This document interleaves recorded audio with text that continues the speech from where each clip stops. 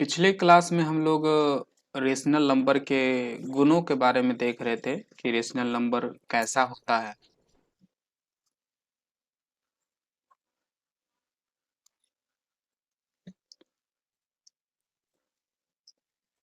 Rational number यानी परिमेय संख्या। तो हम लोग देखे थे कि परिमेय संख्या जो है असीमित, परिमेय संख्या का दशमलव फैलाव यानी डेसिमल एक्सपेंशन असीमित पुनरावृत्ति होता है या सीमित सीमित होता है। ठीक है, तो दो तरह के दशमलव फैलाव होते हैं। फिर हमने बताया था कि देखो 0.8 इसका दशमलव फैलाव कैसा है, सीमित है। तो इसको हम रेशनल नंबर कह सकते हैं। तो रेशनल नंबर का तो डिफिनीशन है कि जिसे पी बाई क्यू में लिख सकते हैं उसे रेशनल नंबर कहते हैं, पर ये तो पी बाई क्यू के रूप में नहीं है। ठीक है, भले ही पी बाई क्यू के रूप में नहीं है, पर क्या हम इसे पी बाई क्यू के रूप में लिख सकते हैं? हाँ, कैसे? पॉइंट हटाएंगे तो नीचे 10 आ जाएगा, तो आ गया ना पी बटे क्यू के रूप में। तो जी जो पी बाई क्यू के रूप में हो या जिसे आप पी बाई क्यू के रूप में लिख सकते हो उसे हम रेशनल नंबर कहते हैं। फिर दूसरा एग्जाम्पल लिए थे कि 0.8888 इस तरीके से बढ़ता जा रहा है। क्या ये रेशनल नंबर है? इसका दशमलव फैलाव कैसा है, असीमित पुनरावृत्ति। तो क्या ये रेशनल नंबर है? तो फिर से क्या इसे पी वाई क्यू के रूप में लिख सकते हैं? हाँ, लिख सकते हैं। और इसको इसको कैसे पी वाई क्यू के रूप में लिखेंगे ये हम पिछले क्लास में बात किए थे। क्या क्या स्टेप्स होते हैं इसे पी वाई क्यू के रूप में भिन्न में बनाने का, वो हम लोग पीछे देखे थे। क्योंकि जो काम यहाँ पे किए थे, पॉइंट हटा के नीचे लिख दो 000 और फिर 1 बैठा दो, वो तरीका यहाँ लगाओगे तो काम नहीं चलेगा। ठीक है, क्योंकि पॉइंट के बाद अनगिनत संख्या है, तो आपको नीचे 1 के बाद अनगिनत 0 देना पड़ेगा, तो वो तरीका यहाँ काम नहीं करेगा। इसके लिए हम लोग सिखाए थे कि जो आपको संख्या दिया हुआ है उसे पहले x के बराबर लिख दो, फिर दोनों तरफ लेफ्ट साइड और राइट साइड दोनों तरफ 10 से या 100 से या 1000 से गुना कर दो। तो दोनों तरफ 10 से गुना करेंगे तो 8.88 हो जाएगा। ये पॉइंट अगर 10 से गुना करेंगे तो ये पॉइंट 1 अंक आगे बढ़ेगा, अगर 100 से गुना करेंगे तो 2 अंक आगे बढ़ेगा, 1000 से करेंगे तो 3 अंक आगे बढ़ेगा। यहाँ पॉइंट दे देंगे, यहाँ पे है ना, 3 अंक आगे। फिर अब ये दो इक्वेशन हो गया मेरे पास, ये और ये। अब दोनों को घटा देते हैं। बोलिए बोलिए। डिलीट कर देंगे इसको। 100 से गुना करेंगे तो यहाँ पे पॉइंट देंगे, यहाँ पे 2 अंक बाद। अब इन दोनों को घटाइए, 10x में से x घटाइए तो आ जाएगा 9x। ऐसे 10x माइनस x बराबर 10 माइनस 30, तो 8.88 माइनस 0.8888 ऐसे बढ़ता जा रहा है, ये भी बढ़ता जा रहा है। अब 10x में से x जाएगा तो 9x हो जाएगा। अब इसको कैसे घटाएं, तो यहाँ साइड में 8.8888 ऐसे से लिख दीजिए, फिर इसको नीचे लिखिए 0.88। तो कई बच्चों को कंफ्यूजन होता है कि 0 यहाँ लिखे कि यहाँ लिखे, कहाँ लिखे, वहाँ लिखे, कहाँ लिखे, फर्स्ट यहाँ नंबर पर। यहाँ हाँ, पॉइंट। आप ऐसा जगह लिखिए कि आपका जो दोनों का जो पॉइंट हो वो बड़ा सामने सामने हो, उस तरीके से लिखिए।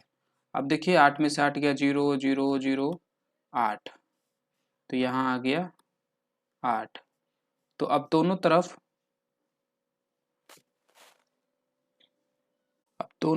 आप 9 से डिवाइड करिए।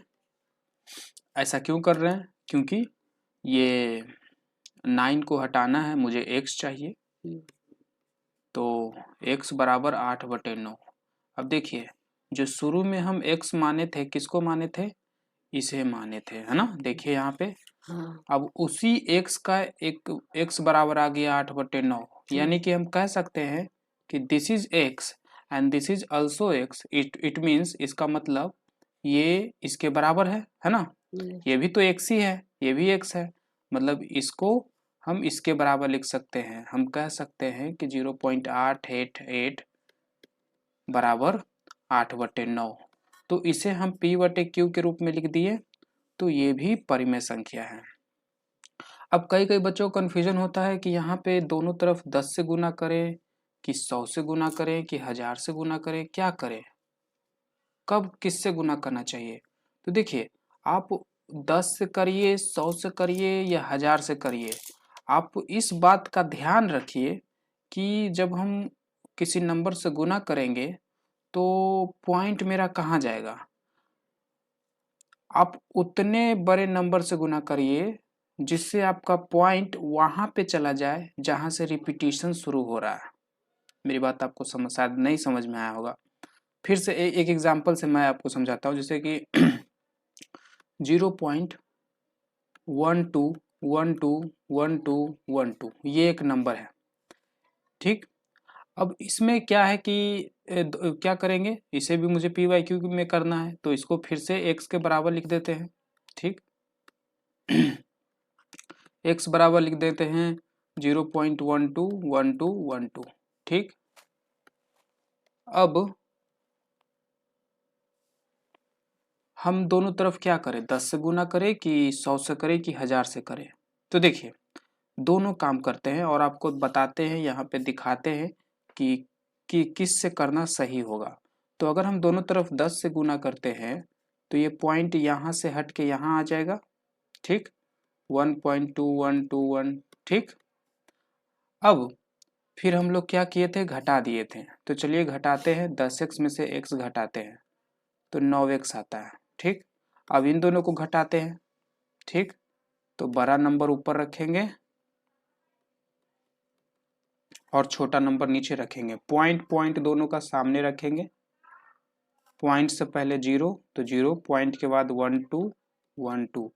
अब जरा ध्यान से देखिए आप, 2 के नीचे क्या है, 1, 2 में से 1 घटेगा 1, एक, अब ये 1 में से 2 तो इससे कैरी करेगा, हासिल लेगा, तो 11 हो जाएगा, 11 में से 2 जाएगा 9, फिर ये 1 हो जाएगा, 1 में से 1 जाएगा 0, फिर ये 11 में से ये इससे 1 कैरी करेगा और 11 हो जाएगा, 11 में से 2 जाएगा 9।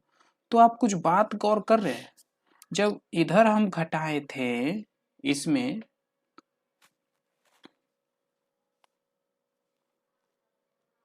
जब यहाँ पे घटाए थे तो आप देख रहे थे कि पॉइंट के बाद सिर्फ 0 0 आया, जिसको हम इग्नोर कर दिए, नहीं लिखे, सिर्फ 8 लिखे, ध्यान ही नहीं दिए 0 0 पे।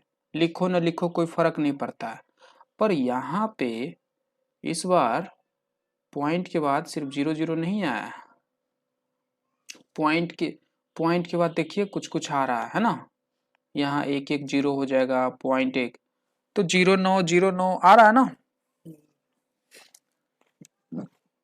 तो ये तो जिस काम के लिए हम इतना सब मेहनत किए वही चीज फिर से आ रहा है। हम लोग इतना सब क्यों कर रहे हैं, ताकि पॉइंट के बाद इतने सारे जो नंबर है वो खत्म हो जाए।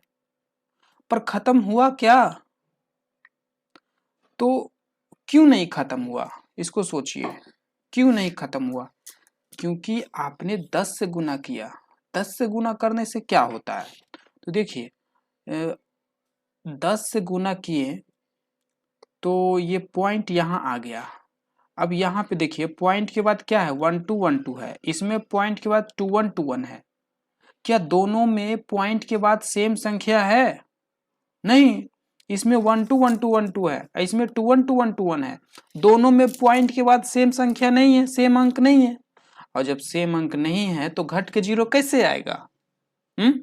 तो आपको उतना से गुना करना है जिससे सेम आ जाए। तो अगर हम 100 से गुना करते हैं तो ये पॉइंट 2 अंक आगे बढ़ के जाएगा, यहाँ पे आ जाएगा, यहाँ पे आ जाएगा, है ना, यहाँ पे पॉइंट आ जाएगा।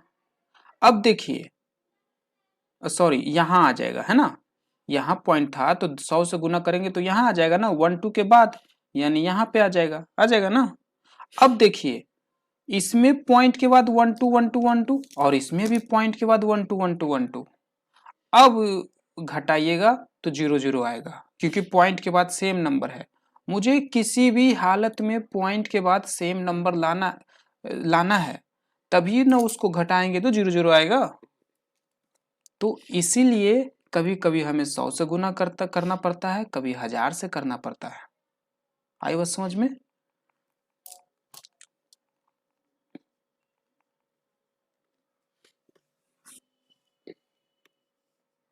चलिए अब हम 100 से गुना करते हैं, दोनों तरफ 100 से गुना करेंगे तो इधर हो जाएगा, इसमें नहीं, इसमें तो 100 से गुना करते हैं तो पॉइंट यहाँ से